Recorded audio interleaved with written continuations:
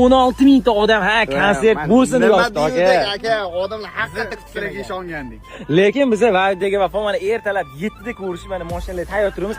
Ummon guruhining qaysi qo'shiqlarini sog'ingan bo'lsangiz kommentariyada qoldiringlar. Kommentariyada eng ko'p so'ralgan Ummon qo'shiqlari xudo xolisi kuylanadi. Birinchisi o'shandan boshlaydi. Zohdek tayyorsiz? Bo'ldi, mana yo'lga chiqib ketamiz. Ko'pchilik aytadi, Sarobola pitsa franshiza sotyapsizlar. Biz franshizani albatta sotyapmiz. Franshiza berilyapti. Vodiy faqat bo'ldi tugadi. Hozir vodiy tugadi. Vodiy tugadi, ha. Endi vohada ham 2-3 ta joylar qolgan va hamma savol beradi.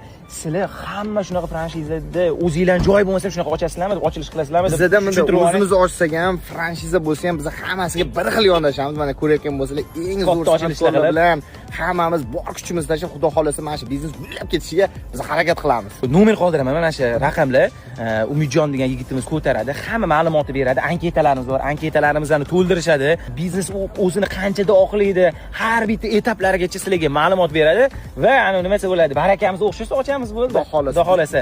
Endi shuncha yilda orttirilgan bilimlarni xudo xolasa birdan shuni olamiz. Franchiza degani do'stlar 4 yilga mehnatimiz tayyor, ana risk qilmaysiz. Xudo xolasa hamma narsa oladi, lekin birinchi oydan xudo xolasa ana nima desa bo'ladi, foydada bo'ladi. Xudo xolasa. Xudo xolasa qo'ldan kelgancha paddishkara bo'lamiz akalar. Xudo xolasa. Bosadigan paytda shashilingizlar aytib qo'yaylik lekin. Do'stlar, Tobit manday bo'ldi demangizlar. Tobit yana bitta yangilik, xudo xolasa Amerikada ochdik.